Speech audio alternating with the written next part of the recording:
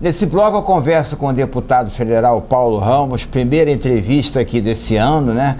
Embora tenha aparecido aí no Réveillon a nossa entrevista, mas ela foi gravada antes, agora nós estamos aqui já em 2022. Deputado, começando o ano eleitoral, tem aquela questão do orçamento, como é que você vê essa perspectiva agora do Congresso Nacional em manifestação no ano eleitoral, com todos esses problemas que estão surgindo no país? Em primeiro lugar, mais uma vez, desejar a todos um ano novo de felicidade.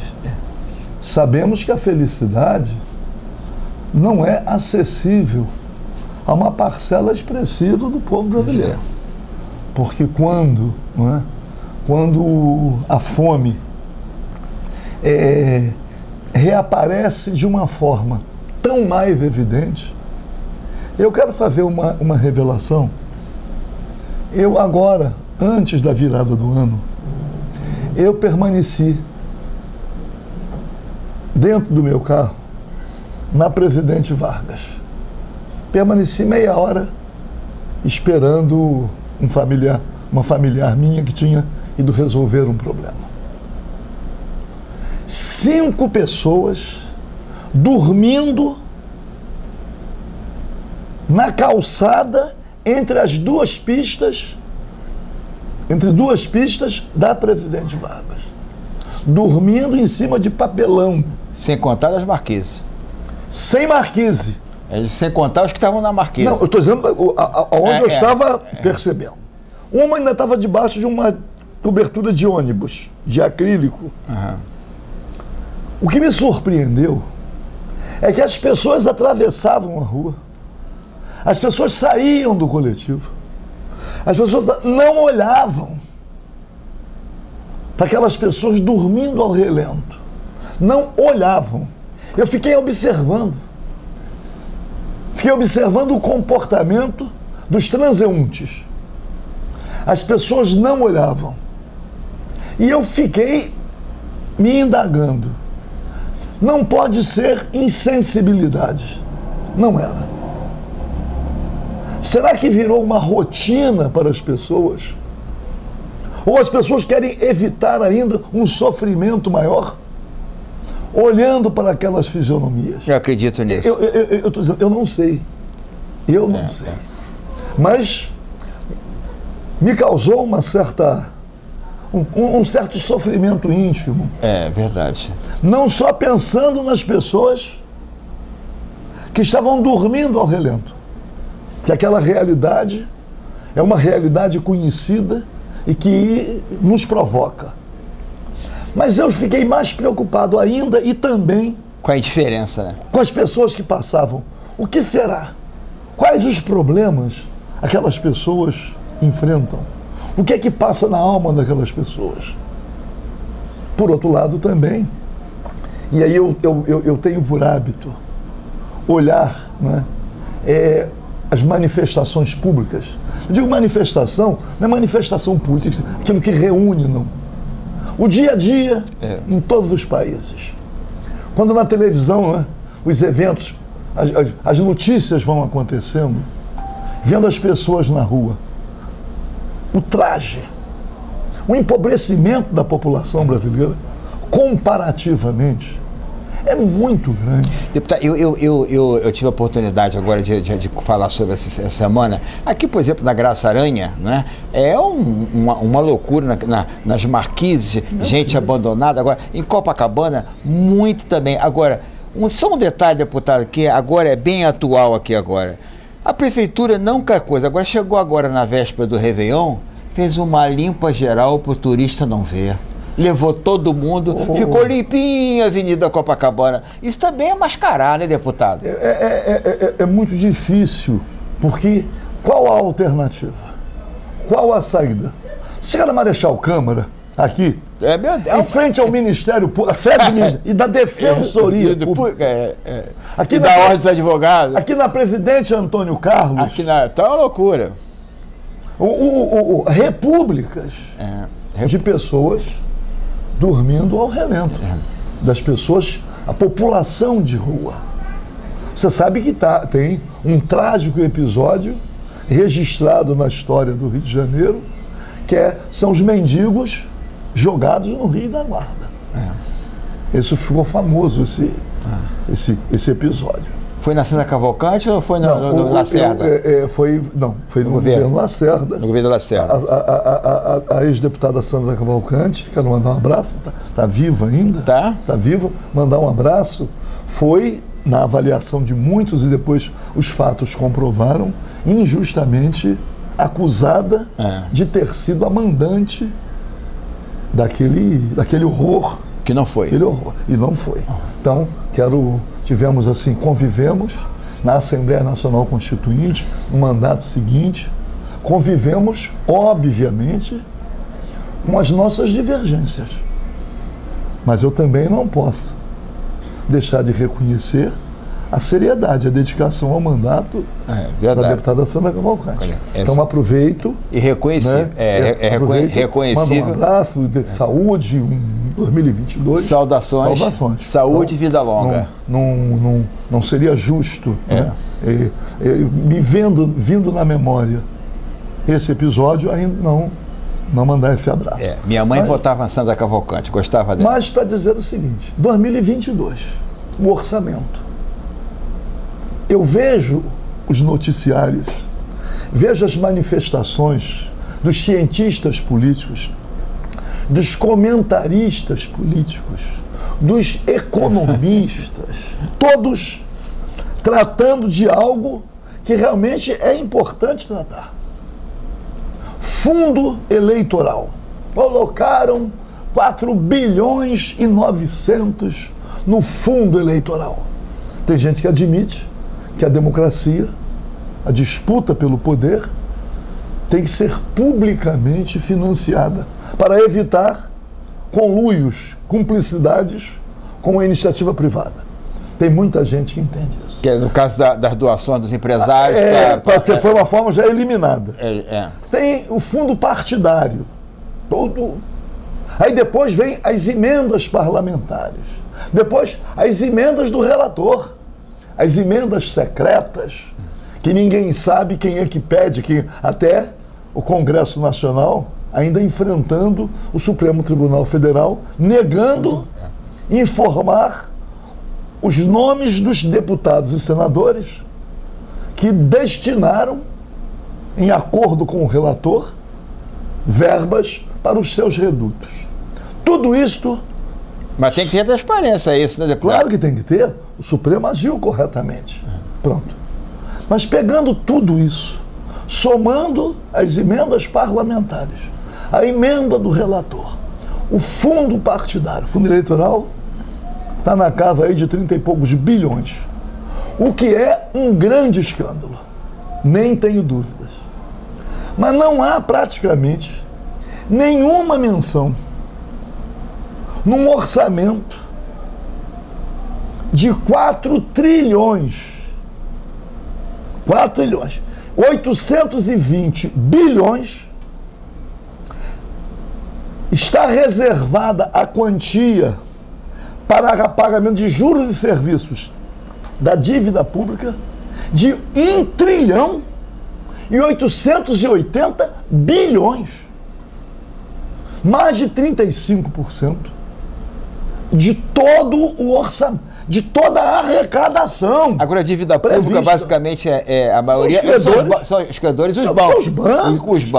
Os banqueiros. Os banqueiros. Então, tem que dizer isso. 1 trilhão e 880 bilhões. Cabia uma moratória? Isto, olha, vários países, incluindo os Estados Unidos da América do Norte, somente conseguiram encontrar uma saída para o seu modelo econômico a partir da moratória da dívida pública. Aqui no Brasil, era o devo não nego, pago quando puder. Mas aqui no Brasil houve moratória. Isso ficou sepultado. Não teve espaço. Já não está mais entre nós o ministro Dilson Funaro, ministro da Fazenda, com o plano cruzado, Porque muita gente fala, o plano real. Os economistas quase que eram os mesmos. Cruzado foi Sarney, né? Cruzado foi Sarney com Dilson Funaro. Juros, zero. Quem tem dinheiro, quer ganhar dinheiro com o dinheiro que tem que investir em atividades produtivas. Econômicas, né? Atividade, claro. Isto sim, para gerar empregos. E não viver absurdamente da renda. Juro. Não, juro. Não é pequenino investidor. 1 trilhão 880 bilhões em um ano. Se olhar o histórico de pagamentos dos anos anteriores, quem vive reverberando isso, que nem uma alucinada consciente, é a Maria Lúcia Fatorelli, que percorre aí, não tem grandes espaços, não é entrevistada, porque não tem o contraditório. Quem é ela? Maria Lúcia Fatorelli, auditora fiscal aposentada. Mas o Dilson Funaro, com o plano cruzado, que prevaleceu praticamente até a eleição de 86, que é o presidente José Sarney, depois da eleição, ele desmontou o plano cruzado. Mas em 87, fevereiro, março de 87, houve a moratória, que é o projeto do Dilson Funaro, com o plano cruzado, que congelou vários preços. Há um desabastecimento. É assim que eles enfrentam, que eles controlam os meios de produção, a distribuição da produção, as redes de supermercado. Quando houve o congelamento dos preços, dos gêneros de primeira necessidade, muita gente lembra as fiscais do Sarney. Não é isso? Com a tabela de preço nos supermercados. Quer dizer, a mobilização da sociedade.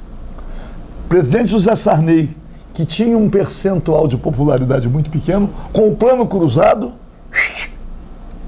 foi para a estratosfera. E esse era o projeto, para ter sustentação popular, para o povo apoiar. E o povo estava apoiando. Mas houve a moratória.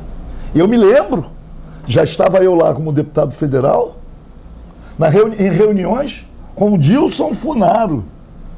E está aí vivo, o Dilson Funaro morreu. Mas está aí o professor Paulo Nogueira Batista, que há pouco tempo presidente do BRICS, o banco criado para se libertar do chamado capitalismo da trilateral, a nova face, Estados Unidos, Europa Ocidental e Japão. Foi criado o BRICS, Brasil, Rússia, Índia, China e África do Sul. E criou um banco também, para enfrentar o Banco Mundial. Para ter capital próprio, ser um modelo de desenvolvimento com juros ou nenhum, ou juros módicos, e não. Está aí? E quem alimenta esses bancos? Os países, cada um depositando uma parcela. Uma parcela. Bom, muito bem. Mas houve a moratória. E eu me lembro, eu nunca mais esqueço. Numa reunião com o Dilson Funaro, o Paulo Nogueira Batista Júnior estava também presente. E ele falou, o que surpreendeu foi que, decretada a moratória, não houve reação. Os credores não reagiram. Administraram e contornaram. E o presidente José Sarney, que vinha da ditadura, que o presidente José Sarney fez uma transição. Ele era o vice do presidente Tancredo Neves. Tancredo morre e não toma posse. E ele toma posse. E ele monta o ministério do Tancredo Neves. Porque Tancredo ainda estava vivo. Morre depois. E também convoca a Assembleia Nacional Constituinte, que eram os compromissos do Tancredo Neves. Mas progressivamente ele foi rompendo. Chegando inclusive a negar a Constituição. A Constituição vai deixar o país ingovernável. Aí Ulisses Guimarães disse, não, a Constituição será a guardiã da governabilidade. E eu estava. Como é tudo filmado, quem quiser que veja. No dia da promulgação da Constituição, 88, né? 5 de outubro de 88, o presidente José Sarney ele tremia que nem vara verde. A mão dele tremia. diante do Ulisses Guimarães, quando Ulisses Guimarães disse: odeio a ditadura, tenho nojo de ditadura, ele não conseguiu jurar a Constituição, a mão tremia e caía. Está lá no filme para ver. Está lá no filme. De qualquer maneira, o Sarney fez uma transição. Ele foi rompendo com as forças políticas que derrotaram a ditadura e foi montando uma nova aliança no sentido de inviabilizar aquela transição verdadeira, não só para o Estado democrático de direito, mas também com uma Constituição que garantia a soberania nacional e os direitos individuais, os direitos dos trabalhadores. E até quando foi a moratória? Até quando foi a moratória? Durou 2, 3 meses. 2, 3 meses. Porque não caminhou. Aliás, pesquisando o noticiário da época, poucas são as notícias sobre a moratória. Então, está aí hoje o Brasil, mais uma vez, subordinado. Como é que pode ter dinheiro para investimento em infraestrutura, para investimentos sociais? Tem para dar R$400, 40 bilhões, 96 bilhões. Uma crítica, porque não pode. Tem gente que acha que socorrer os mais pobres é desperdício. A gente ouve tudo. Mas 1.880 bilhões, não há linha nenhuma sobre isso, pô. É uma omissão criminosa, considerando que nos anos anteriores tudo foi em todos os governos. Tem que dizer isto. Tá, eu preciso terminar pedindo intervalo comercial e convocar aí para a semana que vem uma nova entrevista com o senhor, porque sempre rende muitas informações, porque na verdade o senhor faz parte da história política. Eu quero aproveitar, já que esperar que o ano de 2022, nós estamos com a pandemia aí, tá agora aí, né? A ameaça da Omicron, temos aí que haja um enfrentamento mais consensual. Não é possível preservar divergências em relação à vacinação de crianças. Tudo em torno da pandemia virou conflito, virou confronto. Dizer, os infectologistas, os cientistas indicam o quê? Tá bem, a decisão é política. Mas tem que ter autorização dos pais, tem que ter receita médica. Não é que lugar onde o cara não tem acesso a médico? Não tem. Vira tudo. Tudo uma coisa. É preciso o quê? Eu não sei. Não é? Diz que quem prega a discórdia permanentemente, não é isso? Não é um enviado do Senhor. Não é isso? Eu tenho conversado com muitos evangélicos e tenho ouvido algumas observações, e algumas até que me assustam, quando dizem que o presidente da República tem um amplo apoio no campo evangélico. Não, porque não é um enviado de Deus. Não pode ser. Quem age dessa maneira, quem age a partir do ódio, pô. Mas em outubro tem a outubro aqui, o povo vai julgar isso. Esse é o julgamento. Esse é o obviamente. Concorda ou não? Vamos continuar lutando contra a reforma administrativa. Não é possível concluir o desmonte do Vamos Estado. falar sobre isso no Senado, na próxima entrevista. Ainda a privatização dos Correios, Eletrobras. Nós vamos continuar lutando para preservar aquilo que ainda existe e que preserva a soberania. A soberania popular em relação à PEC 32, que é acesso ao serviço público por concurso, né, pelo dedo, por indicação. Né? Claro, a estabilidade que... Bom, muito bem. E vamos continuar lutando. E esperar. A luta continua. E mais. Precisamos de unidade. A luta continua. Para derrotar esse governo. O compromisso, e digo isso, você sabe. É verdade. Nós convivemos há quanto tempo? Sabe que eu procuro não deixar dúvidas quanto às minhas posições. As minhas posições não são posições... Quer dizer, está lá o presidente da República agora internado. Desejar que ele se recupere, pô. Vamos desejar. Saúde para Bolsonaro. Saúde para Bolsonaro. Recupere. Agora, continuar lutando contra as iniciativas do governo, naquilo que eu tenho discordância. Eventualmente, microempreendedor individual, os caminhoneiros. Na próxima, vamos lá. A gente vai conversar. Um absurdo, pô. Até a próxima. Bom, então, um bom ano novo, que 2022 seja um ano de superação. Superação. Acreditar sempre. Comecei com o deputado federal Paulo Ramos, deputado federal do PDT, sempre Muito boa a entrevista, tenho certeza que você que está em casa sempre aprende um pouco mais, como eu aprendo aqui toda semana. Daqui a pouco a gente volta.